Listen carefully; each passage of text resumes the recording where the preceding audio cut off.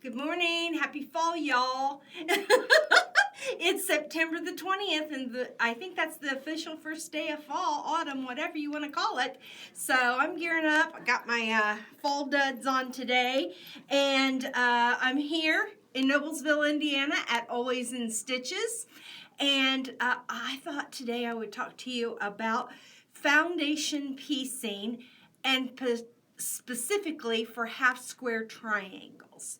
Now, there's English paper piecing, which is piecing with shapes, and you wrap the fabric around the shape, and then you baste it down, and then you take the paper out, and then or you can leave the paper in, and you whip stitch it to another piece, and you build a foundation like that. Then there's foundation piecing, which also involves paper, but can involve other things. You can foundation piece with muslin, newspaper, all kinds of things. And a lot of times we use that foundation piecing because it's odd shapes, or we want really particular points, or the pieces are too small for a seam allowance. And so we tend to go with foundation piecing for things like that.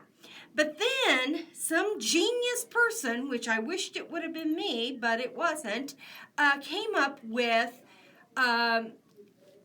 paper piecing, or foundation piecing, not paper piecing, foundation piecing that's papers specifically for half square triangles. Now I got a pattern the other day, and I showed you part of it because we were making connecting corners, and I showed you those. Let me get those.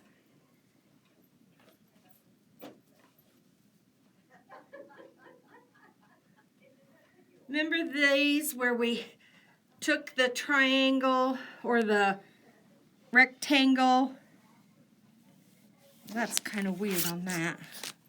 Let me get my board. Took in this case, it wasn't a square, it was a rectangle, and I put a little square on the side, and I sewed from corner to corner, and then I flipped it. Remember that video? That was a couple videos back. Well, this is what I've been making with all those. This is a new collection that we're getting in pretty soon. I forget what it's called, but it's really pretty. But you can see how I put two of those connecting corners together and made my blocks. Well, not only does it have 8 of these connecting corner pieces, it has 4 half square triangles to round out the block. So we've got a piece from a charm pack, it's 5 inches. And then we've got the connecting corner blocks. And then we've got these, and I had to make 36 blocks. So 36 times 4, 72 and 72, 4, 7, 7, 14, 144. So I had to make 144 half square triangles. Now, do you think that I'm going to make this square bigger and this square bigger and draw a line on 144? No, I am not. I am going to go to my foundation half square triangle paper. And what happens is that you have to go with the measurement that is the finished size. Now that gets people kind of tripped up a little bit because the patterns don't always give the finished size. This pattern that I'm doing here did not give the finished size. It gave the size that I needed to square the half square triangle up to. And that measurement was 2 1/4. I needed to size that up to 2 1/4 after I made it. See, can you get down here, Peter, where I'm talking? Thank you. Down here, so see how they drew a line and they sewed on one side of the line, sewed on the other side of the line, and that made 2 half square triangles, and they were supposed to measure 2 1/4 inches up here, 2 1/4 by 2 1/4. Well, that's this size here. That's before it's finished. So I had to take away 1/2 inch. So 2 1/4 minus 1/2 inch is 1 3/4. So that's the size triangle paper I needed. And just so happens, they make 1 1/4. They make them everywhere from 1/2 inch to 6 inches. You can get half square triangle paper from 1/2 inch, little 1/2 inch, half square triangle, little one, all the way up to a big 6 inch. So when you have to make 144, this is the way to go, okay? Now, they make them in all sizes and all shapes also. Whoever this genius person was that came up with this idea spawned a whole industry of half square triangle paper. So you can see here, Moda, or Miss Rosie's Quilt Company for Moda, she developed these little papers. I'm just going to snap that open. These little papers that make 8 half square triangles with charm pieces. No cutting involved. You just take off one of these sheets, you lay it on 2 pieces of charms, and you sew, and that's it. You get 8 half square triangles. You get 8 half square triangles out of 2 pieces of 5 inch fabric. Now you can cut your own, of course. Here's another company that makes the same thing. Same thing, same deal. Okay, I'm going to show you how to do it here in a few minutes. But they fit the charms perfectly. Then, couldn't stop there. No, no, sir. Had to go. Now look at this one. This one makes 1, 2, 3, 4 little ones and a big one. And these are all the different blocks. Now this is cake mix recipe number 1. There are 12 or 14 cake mix recipes. So with this package of cake mix recipe number 1, I can make all of these blocks. I can make a whole quilt with nothing but that, or I can mix them up. You see how that works? Isn't that awesome? You just lay the papers on the cake mix. You use 2 pieces of fabric, a contrasting colors or values. Put them together, wrong sides together. No, right sides together, right sides together. Put a sheet on top, and away you go. Pretty awesome. This company is the same company as this one down here, only this size is bigger. So this is for a 3 inch half square triangle, so that's 3 inch finished. This is 1 1/4 inch, so let me bring that down here. This is 1 1/4 inch half square triangles finished, and this is 3 inch finished. So see the difference? Each one of these will finish at 3 inches. So when I make them, they're going to be 3 1/2. These all are going to be 1 1/4. So when I make them, they're going to be 1 3/4. Then they also come like this. Well, how do you know which one to buy, Peter? It's ridiculous, all these choices, right? Does the cat cut your tongue? Mm-mm. No. No. They can't hear you shaking Nod your my head. head? Yes, Oh, yeah. okay. You got to talk.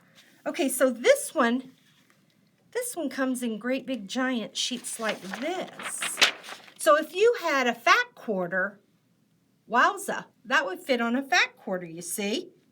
Maybe 2 of them would fit. I don't really know. I'd cut off all this excess paper and see about putting 2 of them on a fat quarter. And you get, let's see, 4. There's 8. 1, 2, 3, 4, 5, 6. 8 times 6. 56 on a piece of paper.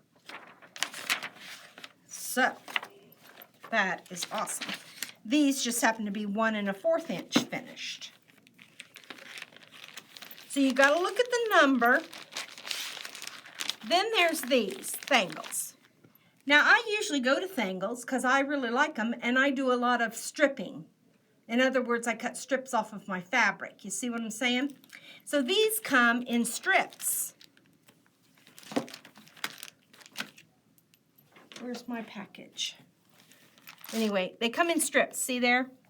This is a 1.5 inch. There's 3/4 of an inch. Here's 1 3/4. That's exactly what I needed for my project. Here's 2 inches. So that's all finished. Okay. Well, what fun was that? That was lots of fun. This makes your life a lot easier if you're making half square triangles. You probably have a separate filing cabinet for those, don't you? I have a drawer in my sewing cabinet that I have all my half square triangle paper in. Yes, sir, I do. And it's all arranged by size, of course. Okay, so I gotta find my thangles. Can't find them right now. What did I do with them? I'm just gonna have to get this package out. Maybe this package is mine. Okay. So I don't do much measuring. And I know here, look, there are 1, 2, 3, 4, 5. I'm going to get 6 out of one sheet. Now, I can get 4 sheets on a strip of fabric, okay? So if I cut a strip of fabric, I know I can get 4 of these sheets on a strip of fabric. Is that folded or unfolded, the strip of fabric? That's unfolded. You don't From want it salvage folded. to salvage? Yeah, salvage to salvage. You don't want it folded. Well, some people watching this may have, Yeah, they're they not would familiar ask with it. this. Right, they would ask Because that. I'm not familiar with this. Okay. I've never used them. Okay, so see this extra little piece of paper that's down here that I don't need? Don't cut into this line, but cut that extra paper off. That's going to get in your way. Okay, so any excess paper, you don't need that. So there's that. Take my fabric. And what I do is I don't measure. I just lay my strip down on the edge of my fabric and I cut it a 1/2 inch bigger. Okay? 1/2 inch. So I'm just going to lay my ruler down, and I don't have to be real persnickety, okay? It doesn't have to be that accurate. So if you can get right here, Peter, right up here with me, can you see there's the thangle? And I'm just going to lay my ruler down so that it's a 1/2 inch beyond, and I'm going to cut a strip. Now my fabric is still folded, okay, for when I'm cutting a strip. If I opened it up before I was cutting my strip, my ruler wouldn't be long enough. Now I'm going to get a contrasting color, which just happens to be this gray that goes with my project. I'm going to open it up.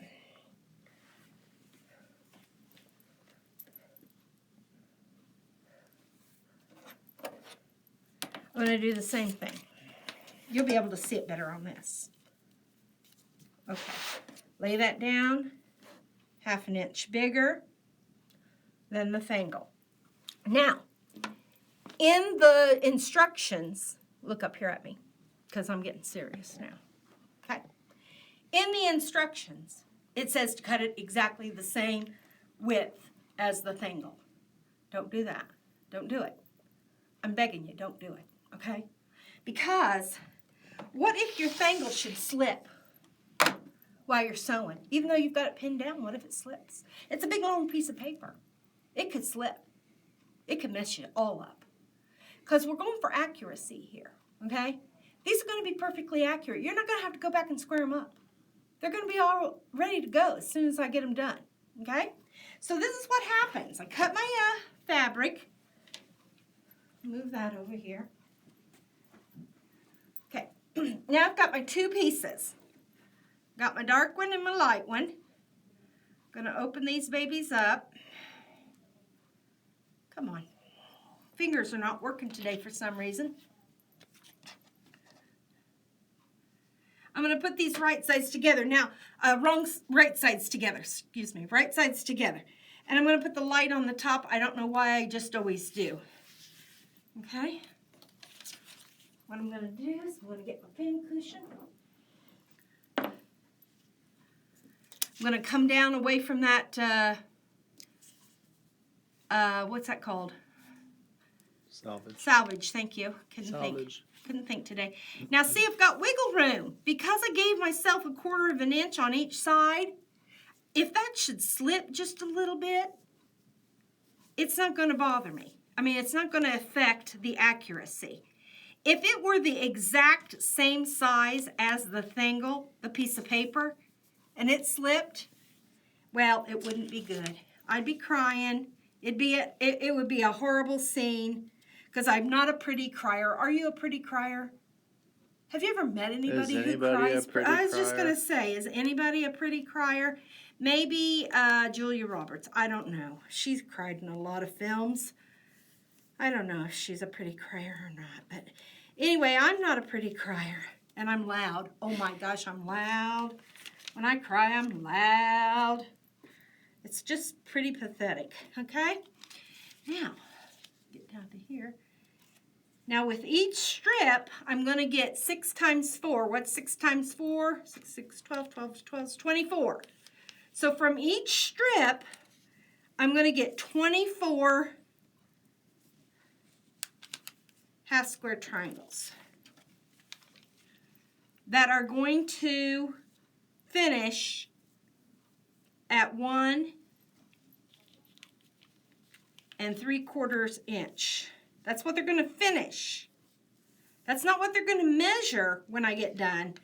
That's what they're going to finish when I get into my thing. So now I've got a little extra room here. You know what I could do is I could go get my fingers again.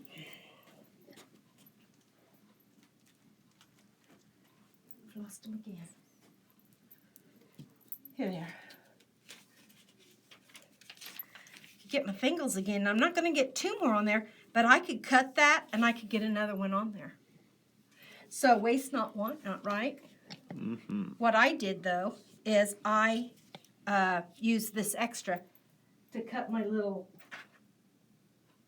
rectangles. Oh, nice. To put my things on. So that's what I did. Now I'm going to cut this excess. And I'm going to go in and cut in between each one of these thingles. I'm calling them thingles because that's what they're called. Really, if I wanted to be technical, they're half square triangle foundation papers. Half square triangle foundation papers. It's a mouthful. It's a mouthful. There they are. So what I would do now is I would calculate. I'd take 144 and I would divide it by, how many did I say I would get in each one? 24? I'd take 24 into 144, and that would tell me how many strips of fabric I needed to cut. And then I would know how many thingle papers I'd need. Nice. Okay? So now I'm going to come over here to my sewing machine, because this is called Meet Me at the Sewing Machine, right? Correct. Correct. Oh, I don't think I'm plugged in. Let me go plug in. Oh, show them your shoes, Peter. Those are so cute. Are you getting ready to go to the beach? Oh, I thought it was... On the first day of fall? I thought it was still summer. Okay, somebody has ran off with my surge protector. They had a huge jelly roll race Saturday. Oh, yeah? So a lot of surge protectors are over in the other room. Yeah, well, don't they know if they take something out of this room, they're supposed to bring it back? They should. Yeah, if you're watching this and you're one of the people who stole my surge protector, please bring it back. Well, it'd be somebody that works here. I know. I'm hoping they'll watch. I'm going to take my shoes off. You know how I am about shoes. Got my fall shoes on so they don't just slip off. But anyway, here we go. Let's see if this baby will turn on. All right. Now I've taken my guard. I usually have a little guard on my quarter-inch foot here, and I've taken that off because I don't want it to get in the way of my papers, okay? I really don't need a quarter-inch foot. I could just use any old foot, but the main thing I want is to be able to see in between, so I want it to be open. I want it to be an open-toed foot. Doesn't matter if it's my number 1 or whatever. I just want it to be open so that I can see. Now what I do is I'm going to start stitching, and I'm going to stitch in the middle to just stabilize the whole thing. All right, but the first thing I'm going to do is I'm going to lower my stitch length. And the reason that is because I want it to perforate this paper so it's easier to tear off. Got me? Okay, so here on my machine, it's this little button right here, and I'm just going to go, see this number moving? Can they see that, Peter? It was at 2 something, and now it's going to be at 1.5. 1.5. 1.5. Now, if you don't know what that is on your sewing machine, just take it down half to what you are used to doing, okay? So, get my foot, and I'm ready to go. I see a problem. What is it? This is the woman that always uses beginners and enders and does not have a beginner or ender. Right, and I should, but I just don't have one here. The same people that stole my, Hey, what about that remnant you cut off? Or your scrap basket? Here's your one. scrap bowl. Here's one, thank you, Peter. There's scraps everywhere. There's scraps everywhere. I just didn't know if that was a purposeful thing, like you don't use them with these angles. You know, it's a matter of taste. If your machine tends to eat things up, now I want my needle to stop up, but I don't think I can. So anyway. Okay, now I can see in between my foot here where this dotted line is. So I'm going to sew on all the dotted lines. You see that? Mm-hmm. Uh-huh. All right. And because I've lowered my stitch length, I can stay on that line really, really good. That's the most important thing, is that I stay on the stitched line. Now,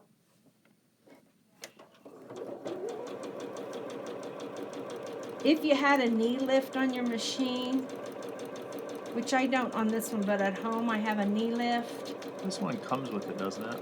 No, not this one. The next one up, it comes with it. But if Couldn't I had remember. a knee lift, see, with my knee, I could just lift that presser foot. But since I don't, what I can do is I can cut it each time, and it brings my needle up, which I kind of like.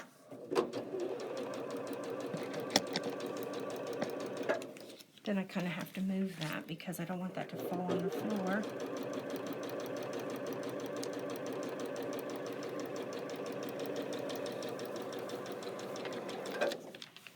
Also, I have a single hole foot on here, so I really don't need a beginner and ender for this because I'm not starting on a point. See, I'm starting on a flat piece of fabric, so it's really not going to take my fabric down underneath. No. So I really don't have to have a beginner and ender.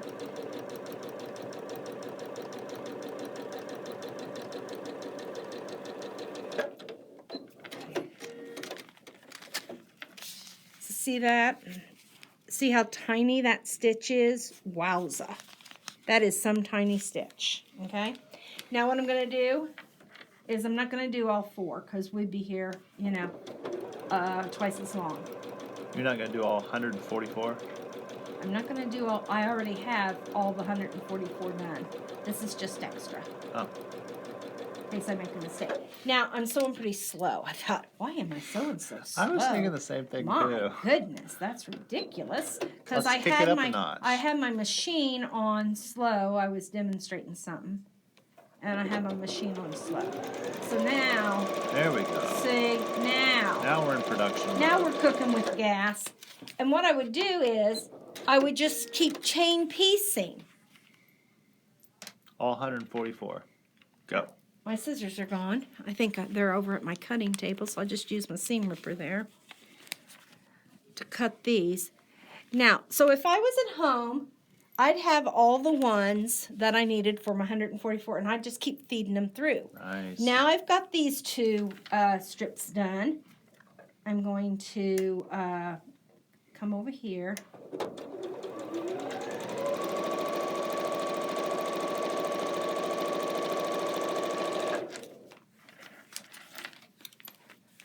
Yeah, I did cut that good.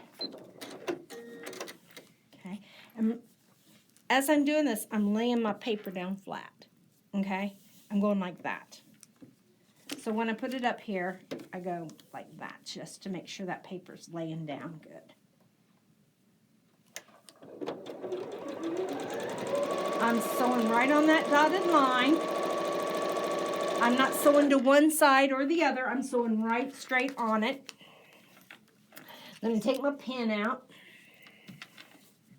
Again, I'm going to go like that. Did I cut that? Evidently not. Okay.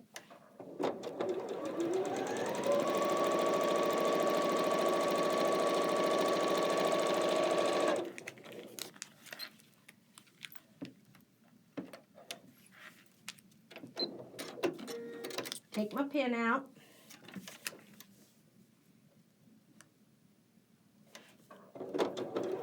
Okay, now I would still be drawing. Well, first of all, I'd still be cutting out my squares. Okay? I'd still be cutting out those squares just to get ready to make these blocks.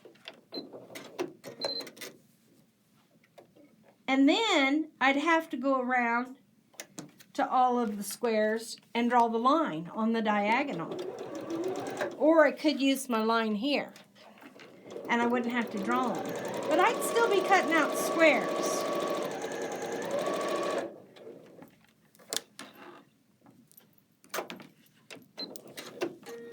Take this pin out. Sew on the line. Everybody have a good weekend? What'd you do this weekend, Peter? Horse show. Oh, you went to a horse show or you were in a horse show? Went to. Went to? Okay. What'd you do? I stitched with some friends here at the shop. We had a stitch in. We did cross stitch. It was lots of fun. Was the food good? The food was good. The lady who hosted it had it catered. And so there you go. So those are all done. Turn that around. I always like to turn it over to make sure, you know, that there's, oh, see, look. There's not two lines there. So I missed one. Did that on purpose. Oh, my goodness. Okay. But, you know, I always check. Because once I get over and I cut it out, if it's not sewn together, it's not going to be a half square triangle, right? Correct. Okay, let's go over and cut them out. Cut it out. However, that guy did that on, what was that show?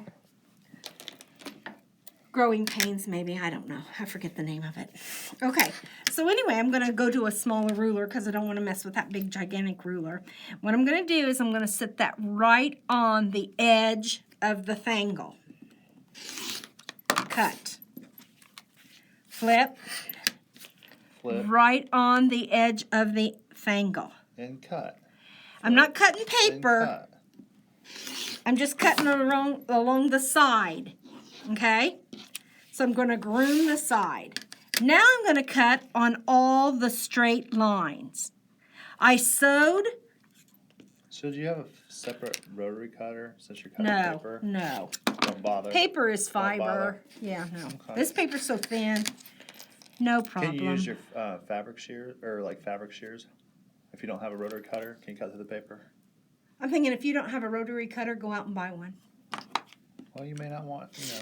Yeah. You may want to use your shears. They're really important. No, don't use your shears. 3 generations of ladies used before them. Yeah, no. To make that quilt. If those ladies don't have a rotary cutter, chances are they're not using fangle paper. Okay? Hey, that's a good point. Yeah, that's a good point. Okay. So I've cut on all the straight lines that are horizontal. Now I'm going to cut these little vertical ones. I'd still be cutting out squares, people. Still be cutting out squares. Now, I'd be doing this to all of them, and I tell you, it does take time, but it also takes time the other way. But what is so awesome about this is, and I'm going to pick up my scissors, I'm going to cut that little dog ear off. I'll pick up every one of them. Cut that little dog ear off.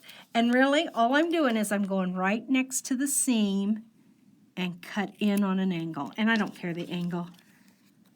It doesn't have to be perfect, as long as it's out of my way. Okay, see that? Quilter's confetti, y'all. Yeah, yeah. Well, we call these quilt seeds. And I have a whole jar of them at home. They're all different colors. And you go out and plant them in your garden and little quilts grow up. Okay? So now, this is fun. And the grandkids love to do this. I put my thumb and my finger and pinch right here. This is the seam allowance. Right in the middle. And I get underneath that paper and I just tear. And you can sit in front of the TV and do this. You can have the kids do it.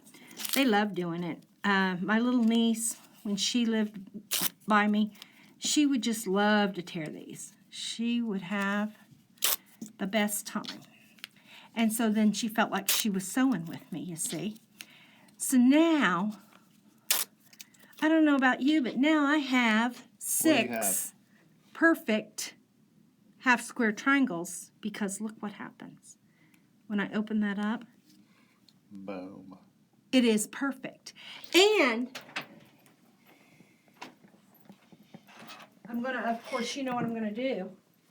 Press it on your clapper. Press it on my clapper, which the clappers aren't in yet. We emailed the lady last week, and she hasn't gotten back with us, so I think she is in witness protection. They moved out of the country. Yeah. Because of all the harassment that we've been giving them about where are our clappers. But anyway, so now I'm just going to open that. And remember what I said about my half square triangles had to be what size? Well, in the pattern it said 2 1/4. And that's the size they needed to be before they were sewn in. 2 1/4. But what did I do? I bought 1 3/4. 1.75 is 1 3/4. I bought that size of thangle. But look at this. I want you to look at what size this turns out to be. 2 1/4. Even though I bought thangles that were 1 3/4. So confusing. No. It's not that confusing, Peter. This is before it's sewn in. You buy the thangles by the finished size. But they're going to be, when you open them up, a 1/2 inch bigger than the finished size, because you've got to have a seam allowance on all 4 sides, right? Mm-hmm. So now they are the perfect size. Look at all those blocks, y'all. Yeah, She's got a whole quilt sitting right there on the wool. Well, I have to do 36 blocks. Aren't those 36? No, heck no. That may even only be half. Yeah. Look at that baby quilt right there, y'all. Yeah. It's a Chloe quilt. That's a Chloe quilt. Oh, I got new pictures of Chloe. Howling because her daddy forgot to tell her that he was leaving. Oh. And when she discovered he was gone, she started howling. It was hilarious. So anyway, now I stand and open all these up. And before you know it, in no time at all, I have my 144 half square triangles perfectly. I don't have to go back in and resize them. I don't have to make them bigger to cut them down. This is the perfect size that they need to be to sew in to my quilt. And that is half square triangles. Now, when I showed you these, let me just get this one out. It's in a Ziploc bag, so it's easy to show. Do they have these for flying geese by any chance? No, Okay. I don't. Well, maybe, I don't know. Okay. I don't make my flying geese that way, so I don't know. I'm going to say I don't know on that, okay? If somebody out there knows, let me know. Okay. Because I see those quilts with those flying geese borders. Yeah. But I always shy away from them because I know what's involved. Well, you know what you can do? What do you do? You can take 2 half square That's what I triangles. was asking. Well, Boom, done. Yeah, there you go. There Just you go. put 2 half square triangles together and There you you've got go. a flying geese. Flying geese border. Flying geese, everything. All your friends will be jealous. Anything flying geese you want right there, okay? Alrighty. So on this one, I would take 2 pieces of fabric again, right sides together, put them down, then put my paper on top and then pin the 4 edges. And if you're like me and you have to go with the arrows, which I do You because that's the way I am. You have to go the direction of I traffic. have to go the direction of traffic. So I'm going to start right here where it's number 1, you see. It doesn't really matter, to tell you the truth. You can go against the arrows, but that would give me the willies if I was going against them. So what I would do is now I can make... Have you ever driven in another country where you have to drive on the wrong No, side of the road? I would never be able to do that. Never. I'd be shouting at those people, get over, get Oh, over. gosh. Okay, so anyway, on this, I can make 8 without ever lifting my thread. Without ever lifting my foot, my needle. So I'm going to start here. Love it. Look, I'm going to go 1, 2, 3, 4, 5, 6, 7, and end here at 8. How awesome is that? And I can make 8 without ever lifting my needle. That's pretty cool, isn't it? So when you do the square ones, that's the way that works. Instead of putting them in and doing them one at a time and just doing the little segments like you have to do on Thangles, the square ones are really cool because you can do it continuous. Nice. So that's my little lesson on doing half square triangle foundation papers. I hope that you enjoyed it. Remember the tips that I gave you. Always cut your fabric bigger than your paper, 1/2 inch on both sides, okay? 1/2 inch bigger. Then lower your stitch length. That's the other secret. Lower that stitch length so that when you tear that paper off, it perforates the paper enough that it comes off very easy without disturbing your stitches, especially on the ends.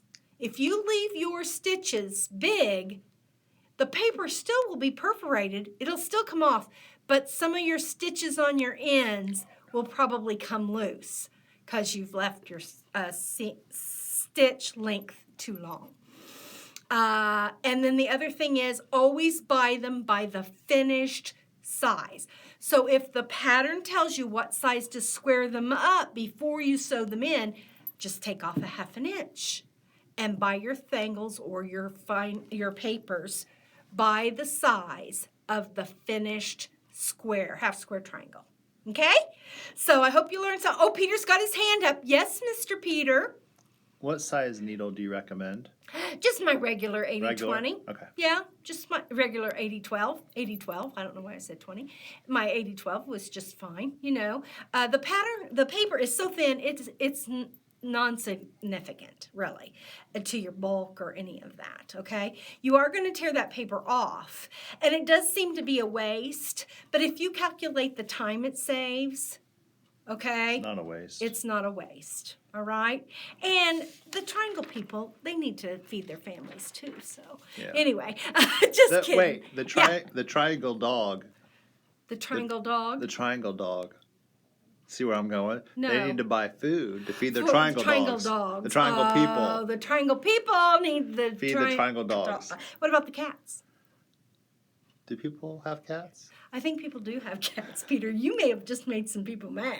Now, Peter, that wasn't nice. I will tell you this. Every farm I go to, there's a farm cat. Always a barn cat. And I love the barn cats. The they barn are so cat, nice. because they're so sweet, and they'll just come and sit right in your lap. And you know why? Because they're full of mice. They're full of mice. Their bellies are full. Their bellies are full of mice. That's why they're so Do we just offend the mice people? Yes, we do. We're going to offend somebody sooner or later. So anyway, happy triangle, half square triangle making. It's lots of fun. Almost every quilt in the world has half square triangles in it some way, somehow. Look for this fabric when it comes in. I can't remember, Blessed Day or something like that. It reminds me of Corey Yoder. It may be a Corey Yoder. It reminds me of Corey Yoder. Yeah, I think it might be one of hers. Look at how cute that is. That pattern that you're using might have the name of the fabric on it, Oh, perhaps? yes, I bet it does. Here, where is that paper? Is it? Right here. Oh, here. Peter, you're beautifully charming, I think. Beautifully charming. By Beautiful Day. You were right, Beautiful Day collection. By Corey Yoder.